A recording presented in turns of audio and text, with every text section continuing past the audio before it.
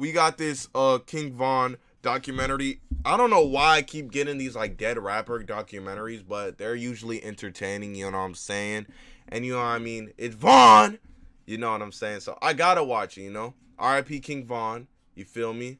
Look what you said. The sad thing is once you do this, you can't change it. That's what I'm saying, bro.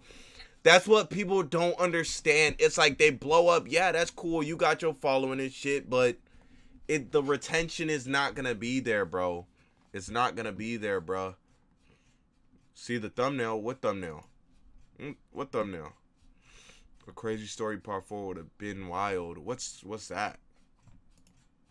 Is that like a King Von story? I mean, King Von song? Just got top from this river bitch. She from King keep it by the Glock with a ruler clip. But don't play with me.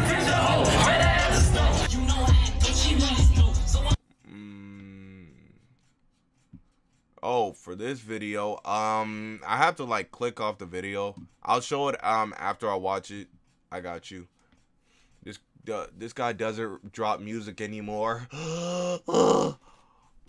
I didn't know. That is true. That is true.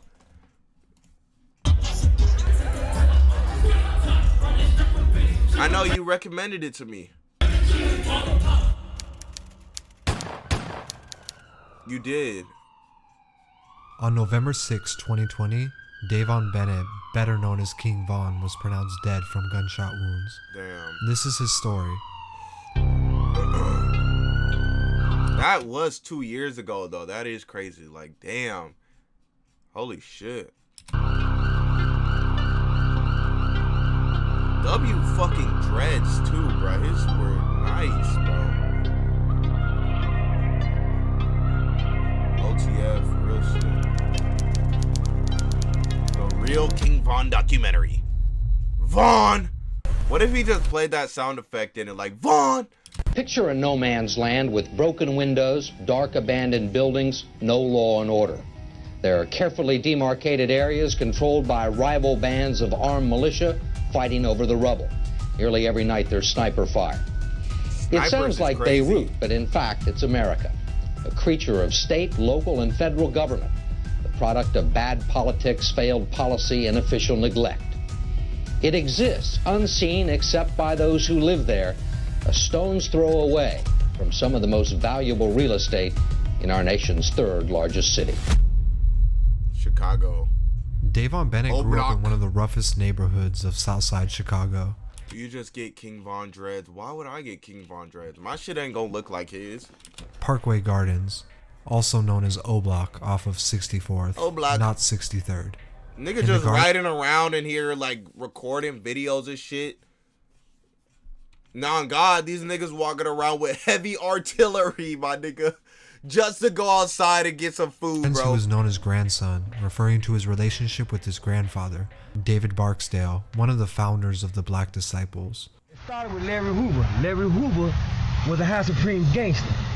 David Barksdale was a devil disciple. Growing up, his life wasn't bad for what it was. Although he didn't meet his father until 8 years old, due to him being locked up on and off all through his early childhood, his mother and stepdad did their best to make sure he had what he needed. Davon was an A and B student and even enjoyed playing baseball. Damn, he was a good kid, bro. He was really a good kid. Around high school. Growing up around poverty and violence. Hey, that's better than some of these niggas, bro. Come on, bro. Bro was a good kid. In Southside Chicago, it's almost always inevitable to get involved in trouble. It's easier to go on the block than it is to go to school. Although he denies ever being part of a gang in his younger years, he admits to taking an interest in the street life. Davon's father would pass away. Standing there at a place, like he was just like worried. He looked worried. And his grades would start to slip. Can your shit grow anymore? Like you talking about my like down here or my hair? Which one? To crime himself, starting out just stealing bikes and other small things. But at the age of 15, he would catch his first case, unlawful carry of a firearm. Unfortunately, it didn't stop there. He would spend time in juvenile detention twice before the age of 18. Missing out on most of his teenage years, he wouldn't go more than 6 months without finding trouble with the law. At this time, he didn't know these run-ins with the law would be small problems compared to what was coming. On May 29, 2014, a man by the name of Malcolm Stuckey was sitting on his porch with two others during a birthday party. Oh, shit. Two men would approach him with loaded guns and open fire. Damn. Although they tried to flee down the street, Malcolm was shot in the head. What is this video? And who is this nigga? And died on the scene. Whereas the two others involved were wounded but later survived. Initially, only one person was arrested for the crime, Michael Wade. But after more evidence rose, Davon would find himself potentially facing 100 years in prison for murder and 2 attempted murder charges. As a 15-year-old? He would spend the next 3.5 years in jail. He would have time to reflect on a lot of things. Meanwhile, he's locked up. People he's known since a kid would start to blow up off rapping. Lil Durk and G Herbo's careers were on the rise. Oh, shit. Although he didn't know whether he'd ever be free again, he did take inspiration from what they were doing on the outside. Hell yeah. He began freestyling and beatboxing in jail to pass time because there was nothing else to do. Taking after his grandfather's nickname, King David, he would get the nickname King Von from his cellmates who knew David, and they said the way he handled himself in the street reminded them of him. So where did the Von come from? Nigga said, where's K Flocka? What happened? Like, where did the Von come from? After spending 3.5 long years in jail, his trial would only last 5 days.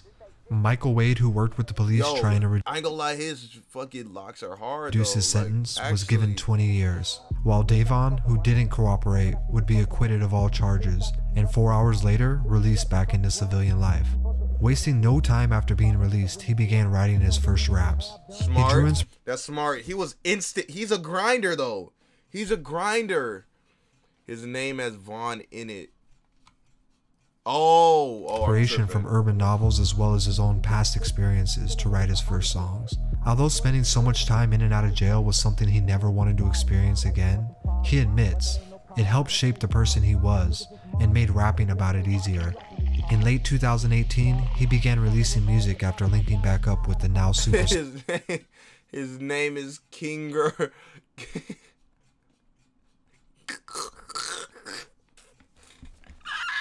His name is Kingerton Von Montan. That's how we got King Von. It makes so much sense now. No, that's funny as fuck. Devon Daquan Bennett, damn. Lil Durk would co-sign his music from the beginning, where he even uploaded his earliest songs on his own YouTube channel to help bring attention to Von's music. After the release of a few songs, he had already begun to build a fan base. Drill music peaked between 2010 and 2015 or so, and with the popularity of it decreasing over recent years, King Von's captivating way of telling just about any story over a drill beat with what looked like no effort at all would bring a refreshing and much needed new style to the drill scene. Hell yeah. His early single Problems had brought him some traction, but just a few months— Bro, that vest looked too big on him, bro. Nigga need to swap his wardrobe. Months later, on the last day of 2018, he would drop his single Crazy Story, which told the story of a robbery turned shootout, and his life would change forever. This song would blow up almost instantaneously. Childhood friend and co-signer Lil Durk wasted no time hopping on the part 2 of the song after signing— Oh shit, that nigga was like, oh shit, hell yeah, my time, nigga, my time. That nigga, fucking Durk deserved it though. Like, he really put him on, and so he's putting himself on too. You know what I'm saying? Bro needs a new life jacket, not for real. Only the family. I mean, not anymore, but like before he did. To further his career and by personal choice, he would move out of Chicago and relocate to Atlanta. Why would you go to In 2018, he dropped his first official mixtape titled Grandson, which featured more collabs with Lil Durk and Booka 600. But with fame and fortune almost always comes beef. It seems trouble was something that always found its way back into Von's life, in one form or another. Hey, gang. Yeah. I'll stop playing with us though, bro, for real. You know that shit be hurting for real. Man, fuck them. It seemed like every few months or so— Nigga said stop playing with the ops. That nigga said, man, fuck them. Hey, he knew what he was in for. He just didn't care, bro. Actually. Von found himself in a debacle online with another rapper. I mean, how many times a week do we see a rapper dissing another rapper? And this is Lil Durk saying that to him. So that nigga Lil Durk was kind of scared. In the world, we see this shit all the time, especially online. And in most cases, nothing ever happens. In 2020, Von would release 2 more projects, LaVon James, and later Welcome to O Block. The tape would peak at number 63 on the Hot 100, which is in fact very ironic. By then, he had gained so much popularity, his tapes would feature big artists from all over. He was just beginning to be solidified in the rap game. Do you think King Von is a grower or shower? Good question. I'm guessing he was definitely a grower.